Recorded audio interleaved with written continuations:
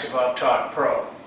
Well, there was a kind of surprise to me, some interest in what we talked about last time, showing you what baseball is doing in coaching mental skills as well as physical skills, of course. But apparently this is something that people are interested in. We got some very strong emails in regard to that. So I decided while we had made the introduction that I should follow up with something in regard to that. And what I wanted to show coaches is what are the possibilities of what you can do with this kind of coaching, mental skill coaching. So I identified 5 things that I think are possible. I'm not saying you should do them or you shouldn't do them. I'm just saying these are possibilities, and there's a whole lot more than these 5. But we can't start with huge numbers and try to do this. You've got to narrow it down to things that are doable. And I think the 5 things that we're talking about are all very essential things to be able to pass on to your players in a way that they can learn them. And it will add a lot to their ability to play and to your team's ability to win.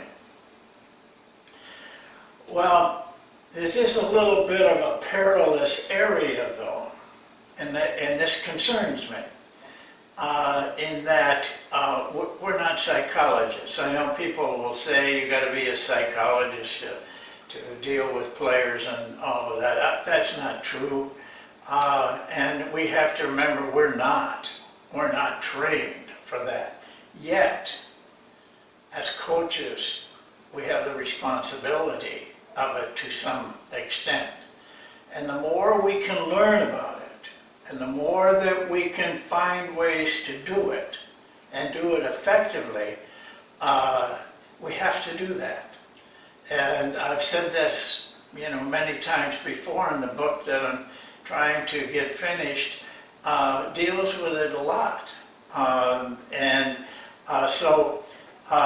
But it is, I don't want you to go out and think you can just, do things with your players' minds without really having some experience and some background in it, and that requires you to study and to learn from people, to learn from books, amongst other things.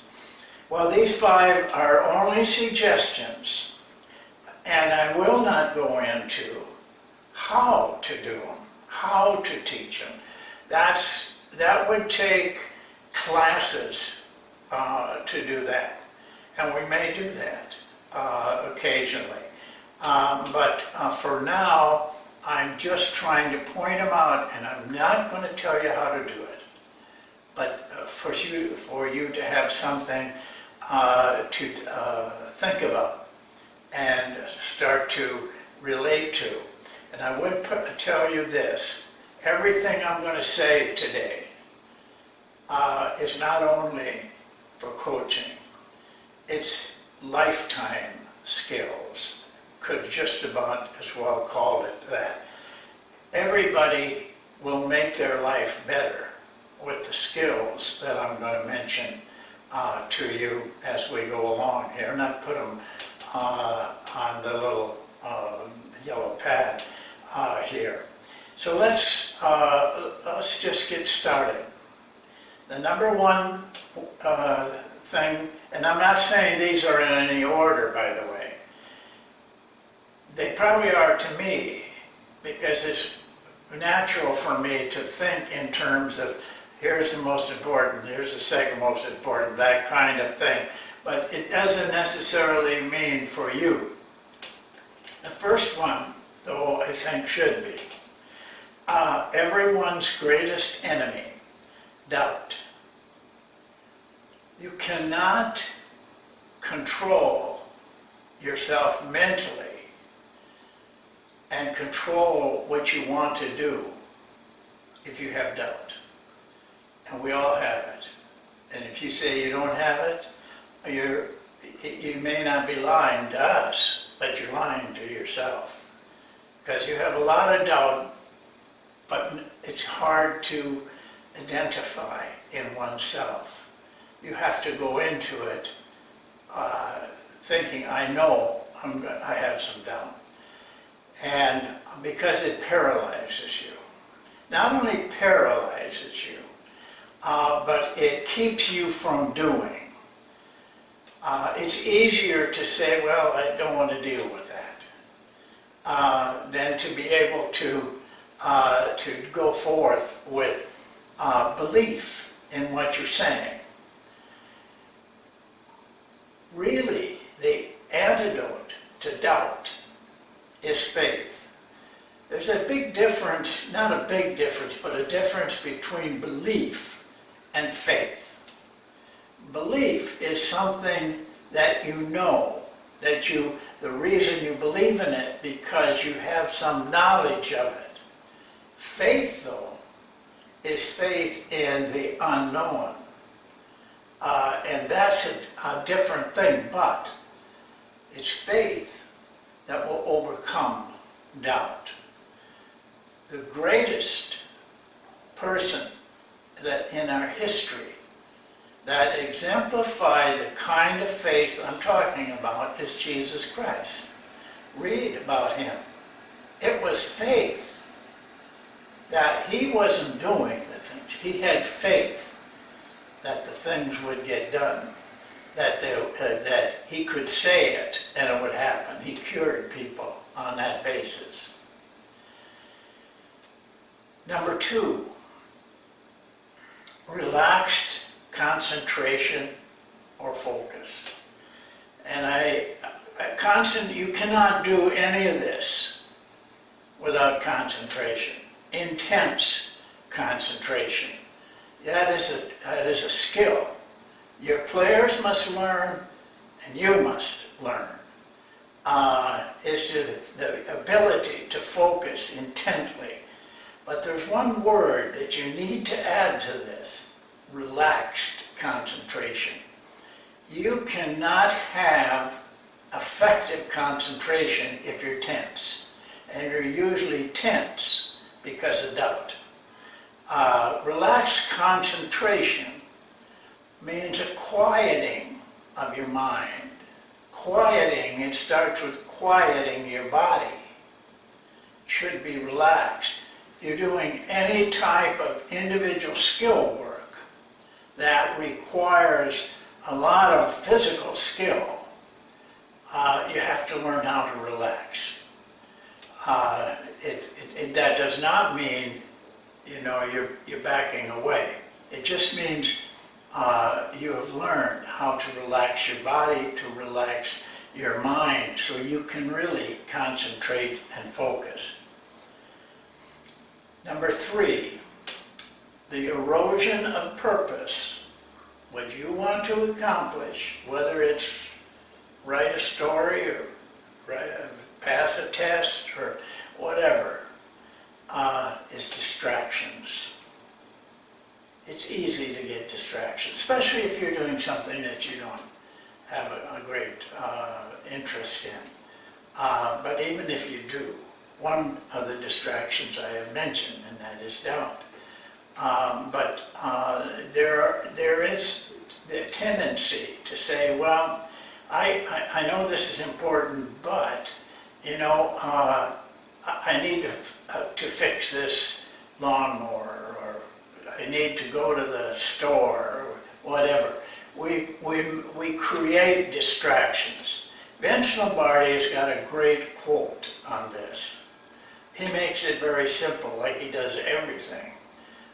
He says, if it isn't purposeful, it's a distraction. That's it.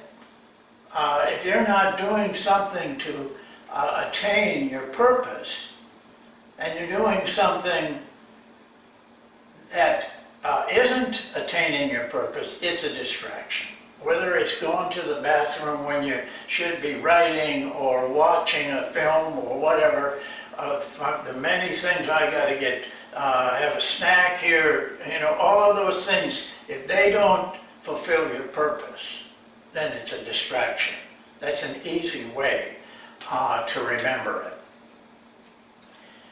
The fourth one, let go to instincts. This has to be a very important learned device. You have to be able, players have to be able to let go of thoughts, doubt, everything, and rely on instincts. You can't, and that, one of the things that hurts that letting go, to allow your instincts to take over, is you want to direct. I got to remember to do this. I've got to make sure that my hand follows through. All of those things are distractions. Teachers and coaches tend to create a lot of distractions for their players. Fortunately for me, for some reason, when I started out in coaching, I said I was never going to change a player's shooting, and I never did. Never said a word to any of them. I got a lot of advice too, but I never did. I let the player learn to shoot using his instincts of what was right and wrong. Number 5, we have the perfect tool to do all of this. It's called mental practice. As I said in the last session, I did a video of how I learned how to play a very nice song without ever touching the instrument. I did it mentally. Mental practice is, you're going to have to use mental practice in every one of the things that I have mentioned up to this point. And mental practice is the best option. It's better than physical practice, and here is why. You never fail in mental practice. If you're shooting, the ball goes in the basket every time. There is no physical practice that you don't fail. Missing shots, missing passes, missing opportunities. But in mental practice, you succeed every time. And that is what you're learning, is success. You're learning what it feels like to be right. Whether it's instincts or getting rid of distractions, or the big one is, and you'll not ever get rid of it, is doubt without mental practice. So we have the perfect tool. Now let me, we can go into all of this in depth. We have to. This is not like learning a drill, but it is how you teach learning, and you provide opportunities for your players to learn. Here's what you have to do. Before we go into anything else, here's what you got to do. You got to do it yourself. You cannot teach something that you don't know and don't have experience in doing yourself. Mental practice. Yes, you're going to have to learn how to mental practice for you first. Then teach your players. You have to, if you want your players to be more instinctive, to allow themselves to let go, to be instinctive, you have to be able to do that. And you can only learn it and you can only learn what you need to teach, is to do it yourself. That's exactly why I did the saxophone thing. Because I've been using mental practice for, ever since I was a graduate student, and did my thesis on it. But I never really did it a lot for myself, and I knew that was wrong. And so I spent a month and a half in deeply concentrated effort so that I could show you as coaches, that's what I deal with now, or players. And you're going to have to do the job. You're going to have to do the work. If you're not willing to do that, then forget all of this and just hope your players can do it on their own. But the guy on the next bench over there, that you're playing, he may be doing it. And he's going to be tough to beat.